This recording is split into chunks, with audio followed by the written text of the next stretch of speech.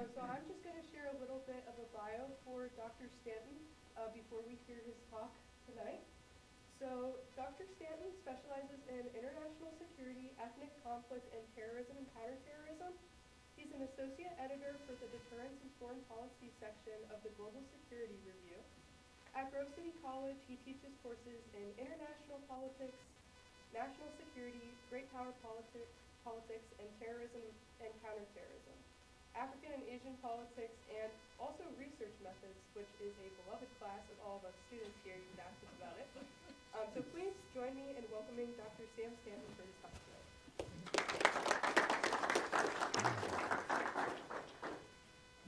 Thank you, Clarissa. And thank you all for being here this evening.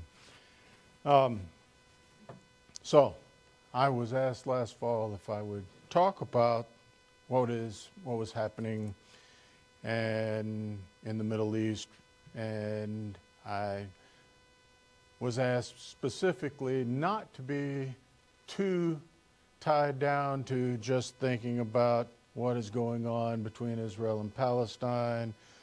And I said, well, great, this will give me a chance to work on something that I've been talking for a couple of years with, I don't know if any of you know the name Dr. Amos Guyora.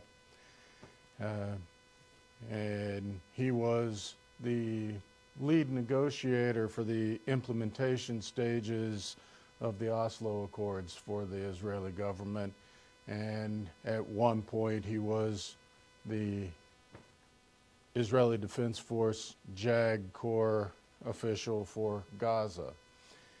And he and I were talking about the issues of implementation and whether or not we can assess the efforts of the United States government as being successful or not successful when implementation of these things has often been outside of their control.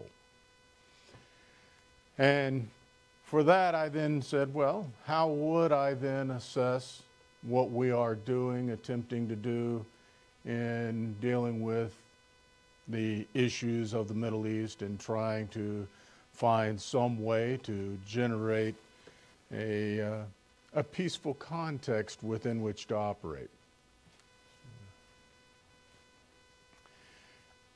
My mind, thinking in foreign policy terms, automatically turns to thinking about what do we engage in foreign policy for, right?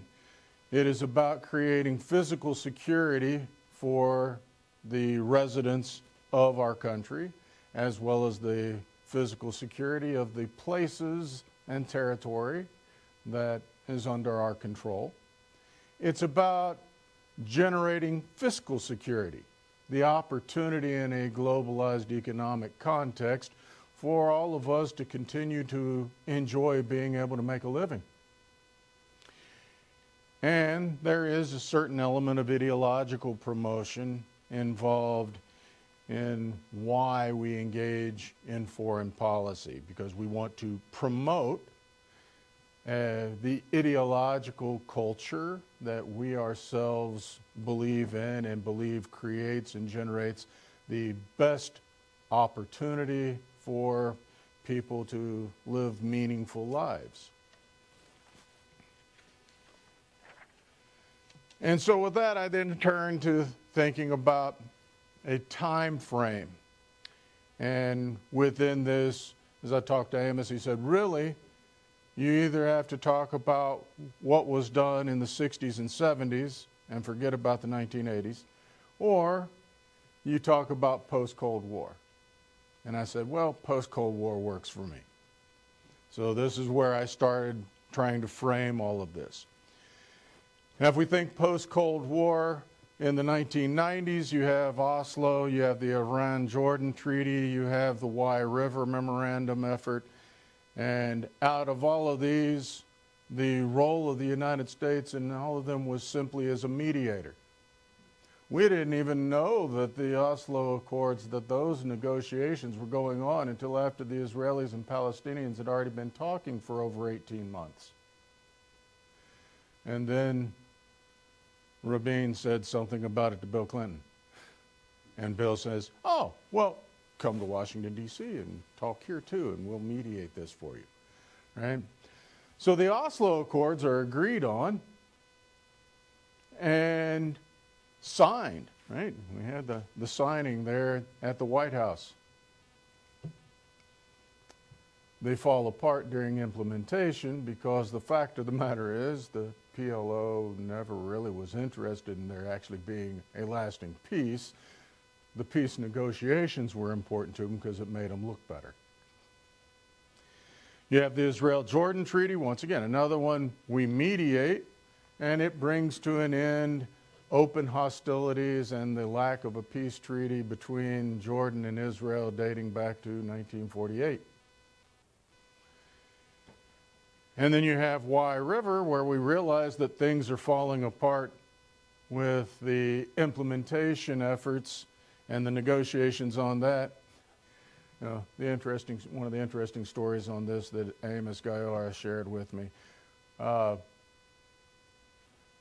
They actually sat in a room on Thursday afternoon and got done at about 2 o'clock in the morning on Saturday, negotiating out safe passage agreements for how the Palestinians would be able to safely travel from Gaza to the West Bank or back and forth.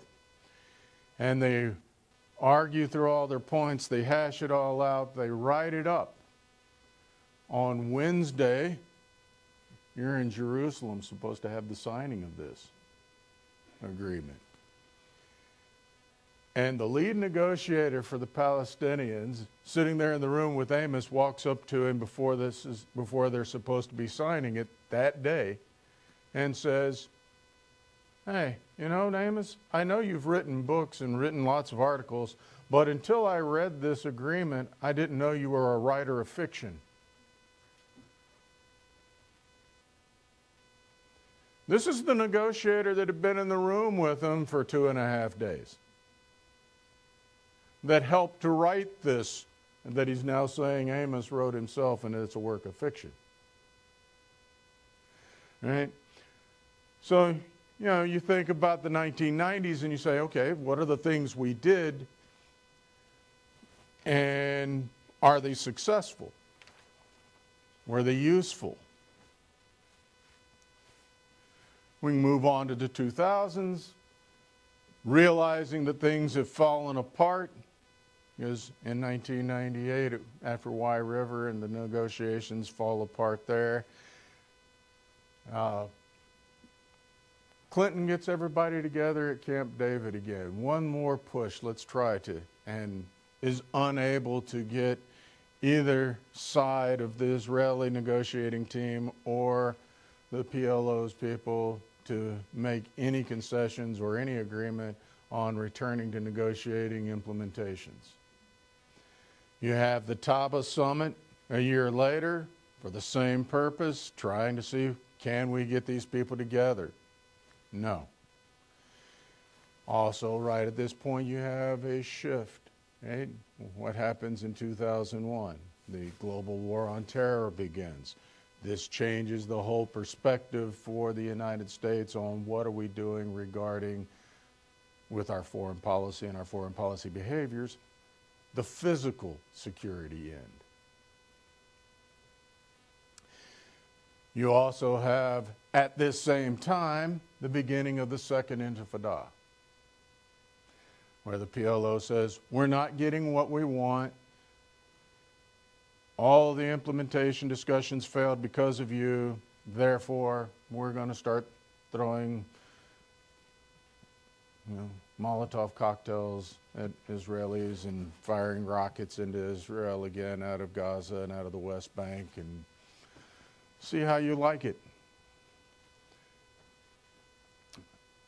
From 2001 until 2010, roughly, there is an average of 30,000 rockets and or missiles fired out of Gaza or the West Bank into Israel proper. By the Palestinians, or, as they developed during this time, Hamas and Hezbollah. Now, of course, for our part, we propose during the midst of this, the Mitchell Report,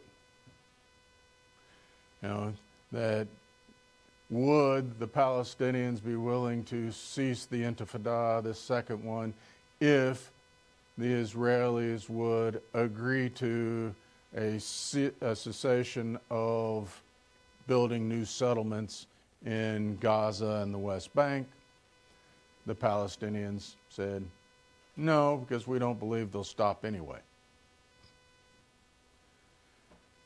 And then in 2002, you get the United States government jumping back onto the two-state bandwagon.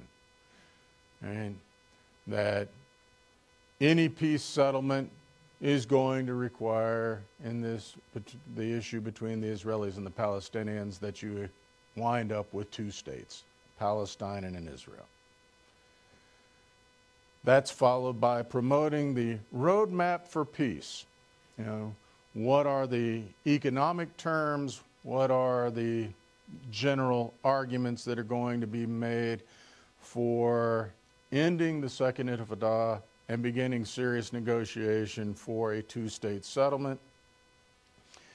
There is a working document for a pathway that is proposed, produced, and then the PLO said no.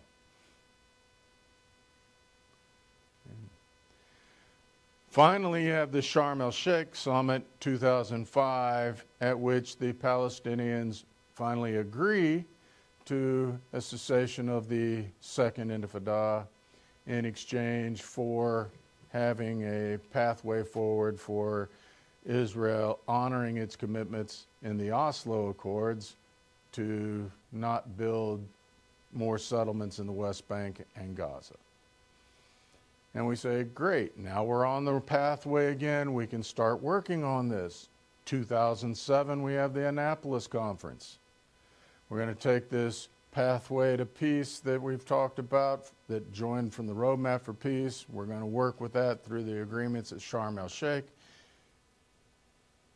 But no, because this agreement doesn't seem to give Palestinians full control over Jerusalem, which they want. So in the end, the Annapolis Conference ends without any agreements having been made. And less than a year later, you have the first of the Gaza wars with Operation Cast Lead. Now, we are able to help mediate a settlement to that first Gaza war, Operation Cast Lead there, and that is negotiated in 2009. All right, we now have a transition of administrations. And so we have in the early 2010s, the Washington talks and the Kerry initiatives. Flying back and forth into the Middle East, into different capital cities, trying to talk to and arrange multilateral negotiations for dealing with the Israeli-Palestinian issue. No agreements are reached between 2010 and 2014 in all of the Kerry shuttlecraft initiatives and the Washington round of talks, as they were called. And then we get another, during the same time period, we get another one of those change the context, change the background of the story. We have the Arab Spring. And hey, well, here's an opportunity for us to show that what we say and talk about with our ideals about democratic values and liberal with the little L, classically understood liberal ideals about how governments and societies best work and organize. And so we help orchestrate getting Mubarak, a longtime strongman ruler in Egypt, out of office. They hold elections. Well, great. Who'd they elect? You might remember. A guy named Morsi. He's a member of the Muslim Brotherhood, which is a supporter of Hamas, Hezbollah, and other radical Islamist groups throughout the region. Yeah. Well, whoops. We just helped get what we've been fighting against now for a decade elected as president in Egypt. So we then orchestrate getting Morsi out of office, and an election that winds up with al-Sisi as the president of Egypt, and he's probably just as bad as Mubarak ever was.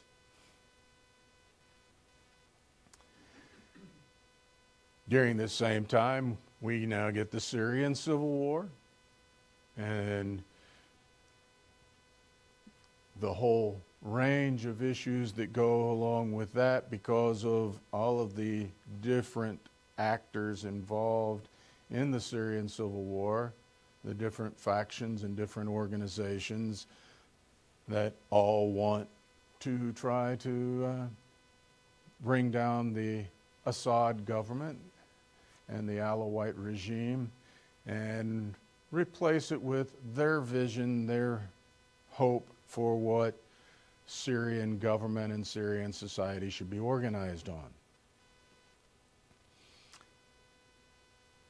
During all of this, we also are making the Iraqi transition, where we've said, hey, we have finished what we came here to do as far as removing the Ba'athist regime and Saddam Hussein and stabilizing. We've stabilized things here, don't you know, right?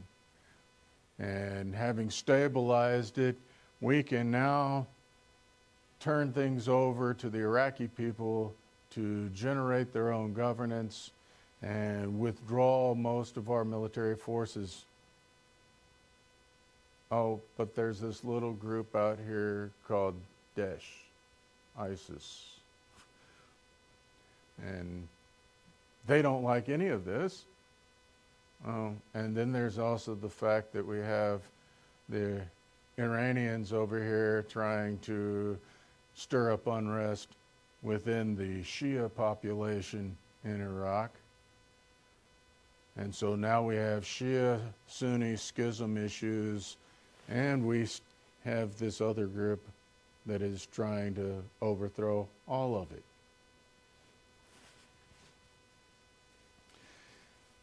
And so we can turn our attention during this time period, because that's not enough.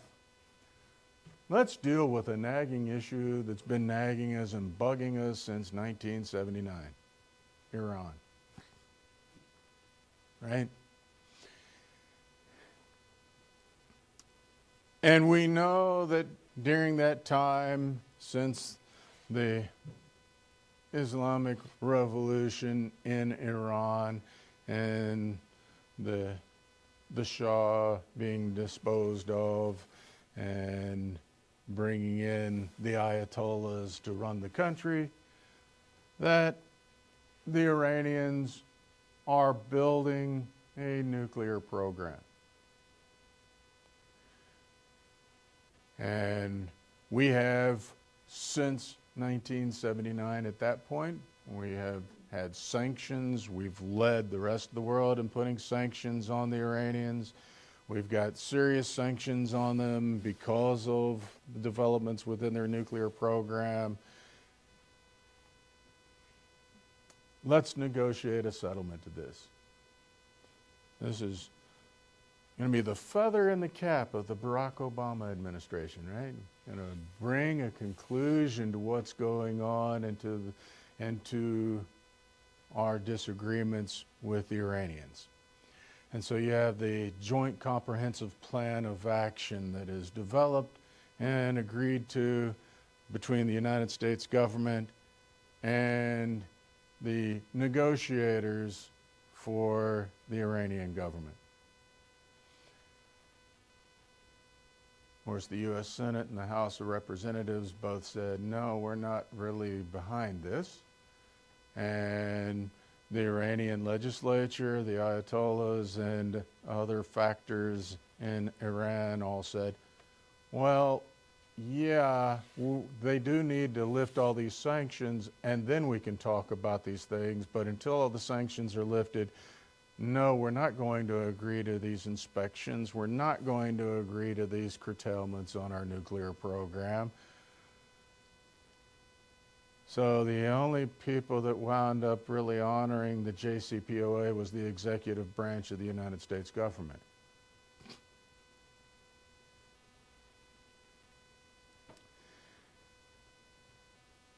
Now, when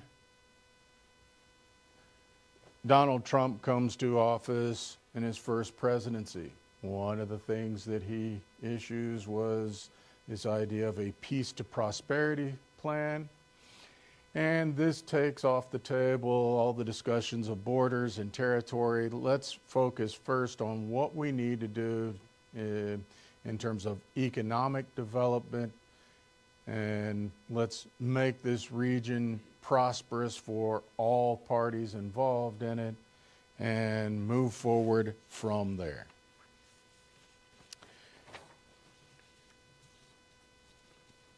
Of course, the American voters, then doing what we do well, we change administrations again. Because we can do this, right?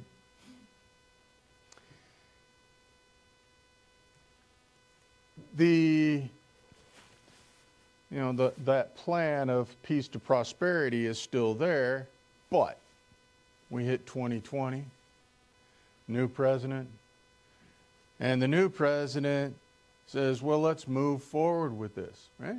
Biden didn't say, let's not use this peace for prosperity plan. The Palestinian Authority, which governs over the West Bank at that time, says, but the Peace for Prosperity plan and the moving of the U.S. Embassy from Tel Aviv to Jerusalem signals that y'all aren't serious about Jerusalem belonging to us, belonging to the Palestinians, and that it should be our capital. So no, thank you. We're not interested in following this plan. And then we get all the other problems that come along to us since 2020, right? You have problems in Yemen dealing with the Iranians using the Houthis as a proxy force to create problems in the Gulf. You have our, I don't know, I want to call it disastrous, but poorly orchestrated withdrawal from Afghanistan, which left that country where we had just spent, we had spent 20 years engaging in state building behavior and trying to stabilize things, right back in the hands of the Taliban government.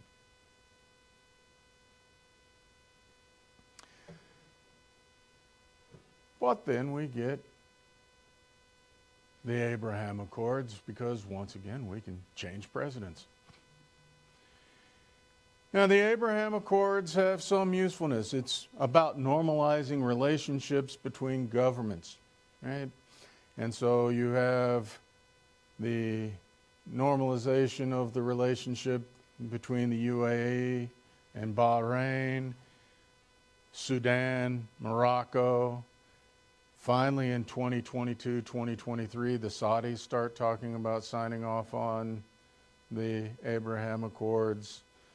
In the last year and a half, Kazakhstan, Libya, Azerbaijan are all now either signatories or on the table for signing off on the Abraham Accords. And all of this it's a normalization of relations. It's governments can talk. They can interact with one another. Does it change the nature of peace and prosperity in the region? Not necessarily. But when governments can talk, that can lead to those changes. But all of this changes again in 2023 with Hamas and the Gaza war,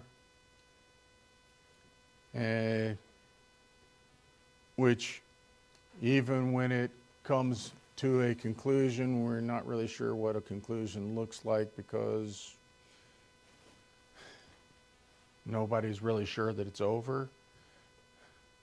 And even with the 20-point Gaza peace plan being issued, you go through and look at each of those points. Some of them are written with amazing clarity, and it's very precise as to for step 1 to happen, A, B, C.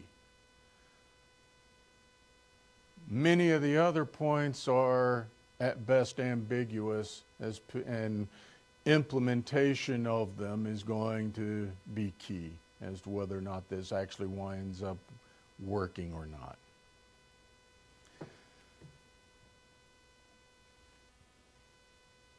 In the meantime, we also have the things that have happened within the last year between Israel and Iran, dealing with Iran's nuclear program, and our own involvement in airstrikes against the Iranian nuclear program. How successful those strikes were? Well, which intelligence agency's report do you want to read and believe?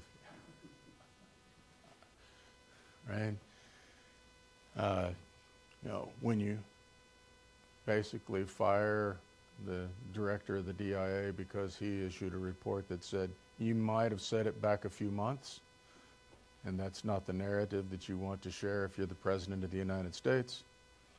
Or do you believe the narrative given from the CIA and from the National Security Advisor's office that we have laid to waste most of the Iranian nuclear program? Well, we'll see, right? That's all I can say on that one. We'll see what happens and what comes of that. And as far as that goes, that led us to another round of negotiations with the Iranians, though, that are ongoing right now.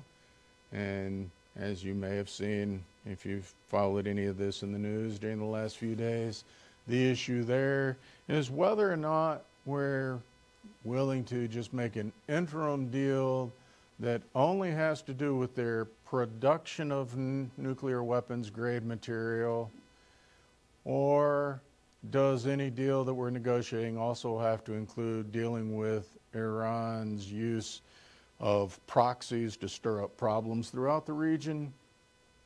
And also, does any of this negotiation and any agreements reached have to include curtailment of their development of delivery vehicles, missiles and rockets and such not, for delivering potential nuclear strikes? So, with all of that in mind, what have we accomplished? Assessing the effort, what have we accomplished?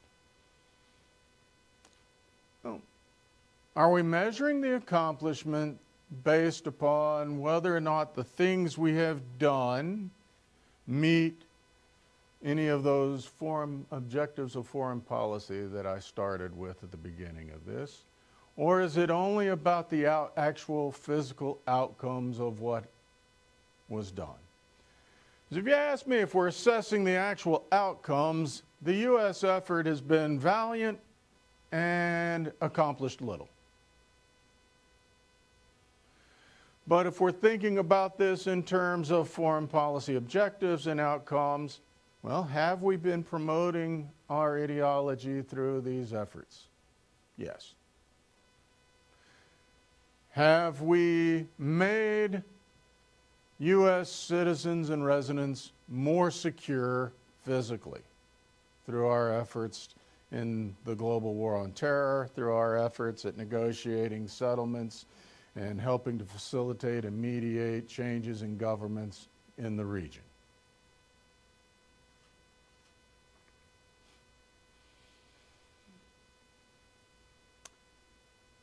Who are you asking? And that's a point up for debate. Has it made us more fiscally secure? It hasn't made it worse for us financially and economically in the region. But has it improved the situation fiscally for us? Probably not. So if we give a point for each of these things that we're supposed to be doing, we're maybe a 1.2.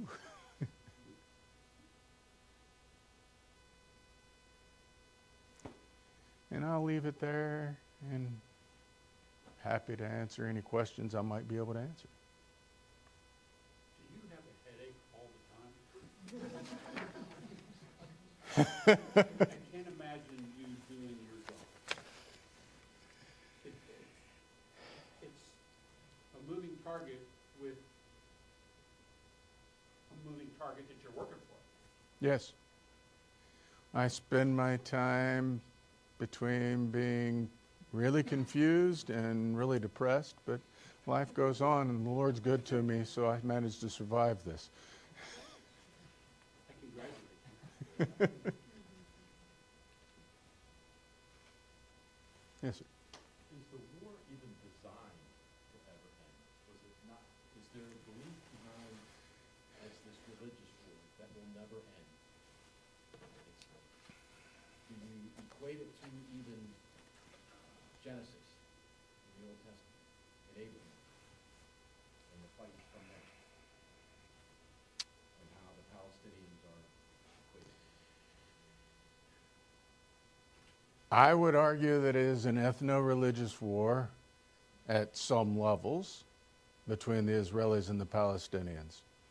But as the Palestinians are not any of the people talked about in the Old Testament, I'm not going to equate them to the kingdom of Israel and the Israeli people as God's chosen people in that time, engaging in the securing of that land that God gave to them. I don't think we can take it back that far because, well, Israel as a state existing since 1948 is not the same as the Israel that is the chosen people of God that are talked about in the Old Testament. So the Abraham Accords, and I'm a little bit Oh yeah, we're going to use those terminology. not designated to Oh, Abraham? absolutely it is. And absolutely we're going to use that terminology because it resonates with a certain audience.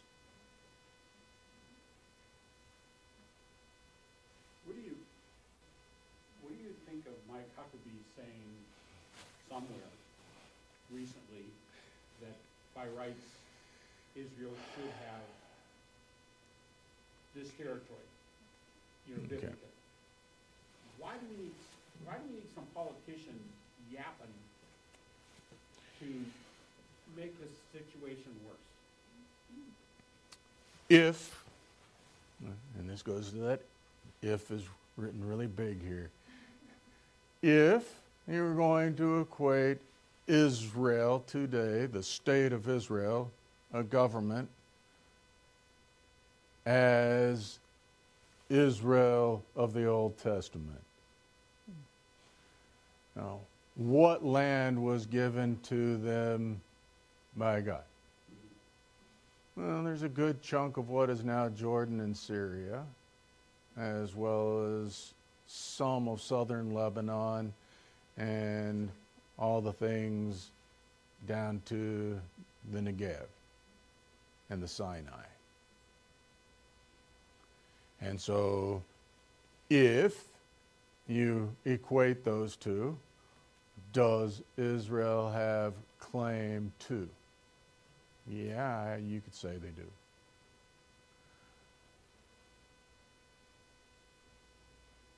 Again, that's an if you equate those.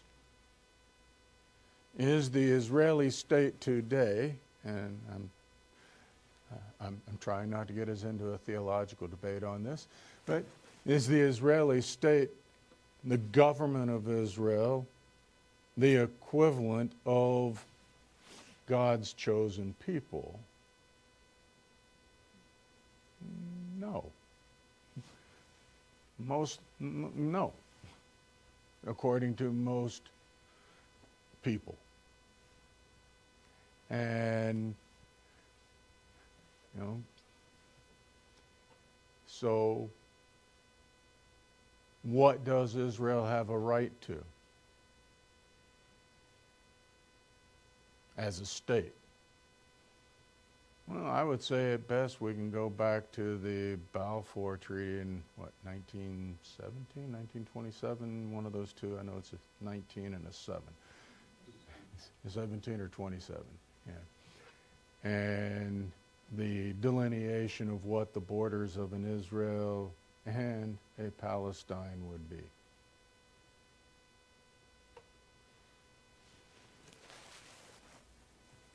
Yes, ma'am? Aren't we talking about, with this whole assessment here, we're talking about a clash of worldviews based on ethnicity, based on religious belief systems. Therefore, the United States, it seems to me, has come in bringing our Judeo-Christian belief system and saying, well, you need to do this and you need to do this, but you're never going to get that because we have a clash of worldviews here, which will not, they will not come together. That's what it seems to me. We're doing the same thing over and over and over and getting no result because it's the wrong approach, I think. Okay, so what is the right approach? Well, in all Is honesty, the- we have to look, and I don't think they've done that, to the worldview, the culture, and the worldview system here, and the worldview system here. And can we get this together, and if we cannot?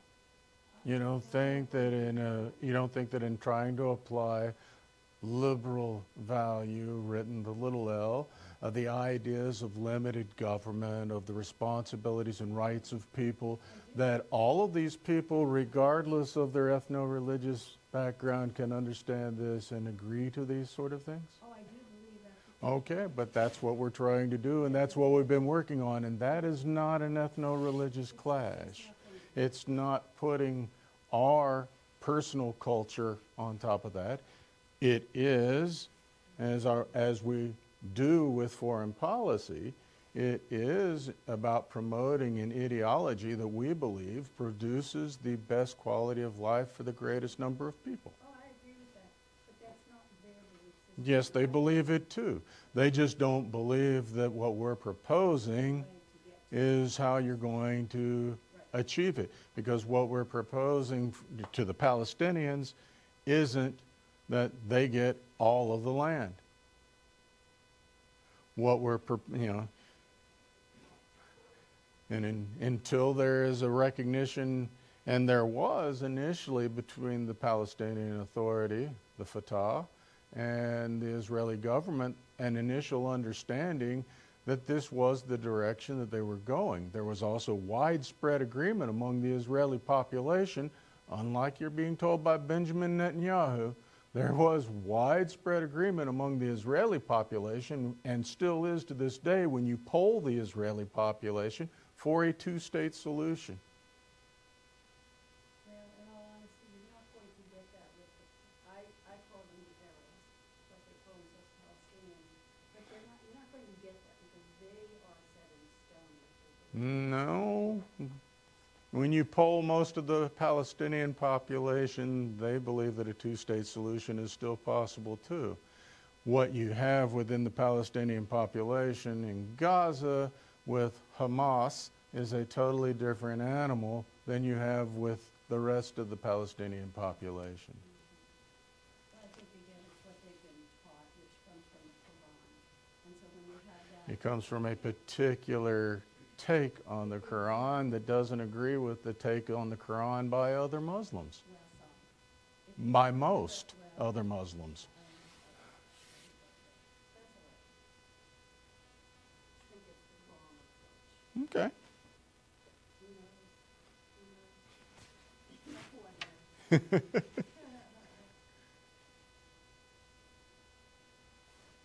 I've had no less than 3 clients ask me about this in video calls today, and I do not work for an international relations firm. So this is my problem I'm doing here to kind of Okay. major military buildup around Iran. Anything could happen. Maybe something will happen at State of the Union tonight. It might even be more interesting. How should we be looking at the factors that could lead to escalation in Iran in that specific scenario? How are we going to respond to the Iranian government being unwilling to include 2 of the 3 elements that we want included in any agreement made with them moving forward? Right? The agreements regarding how the Iranian Revolutionary Guards Council, the IRGC, is involved directly in supporting the Houthis and trying to support, well, the failed support they had for Hezbollah, which pretty much is decapitated now, with their continued efforts to support and foment insurrections even in Muslim-controlled territories throughout the Middle East.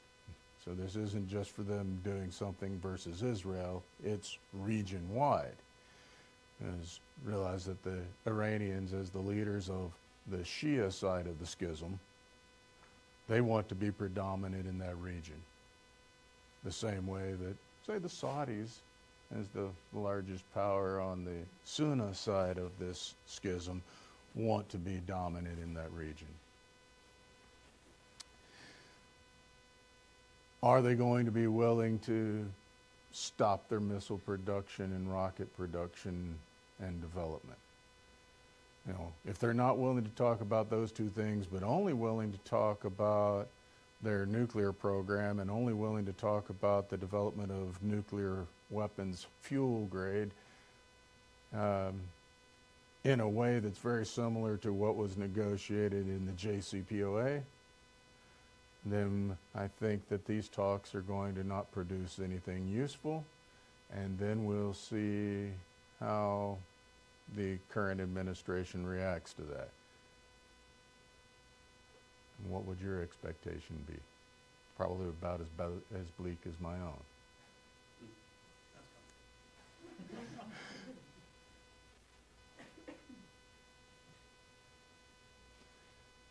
Yeah.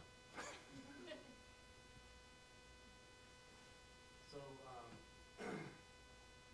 thank you very much for this. Thank you. It's gone really well, really fast. It's almost 7:15. And I want to give some time for everyone to hang out, maybe have some more food or whatever before we leave. But I'm going to take the liberty of asking the last question. So, I could be wrong here, right? So Iran seems to be the bully of this region. And they're the ones funding Hezbollah and a lot of these other guys.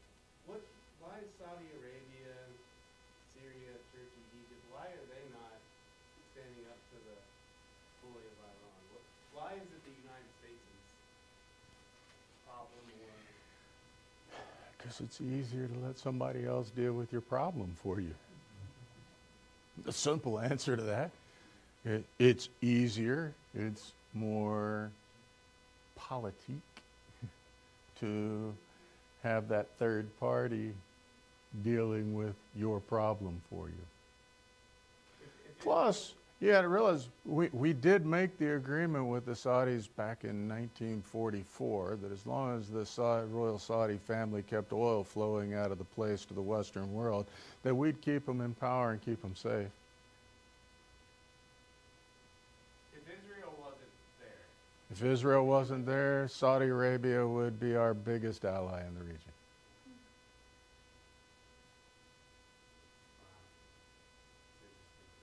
thankful to live in the United States though, no matter how, crazy this looks. So we're gonna stop here, and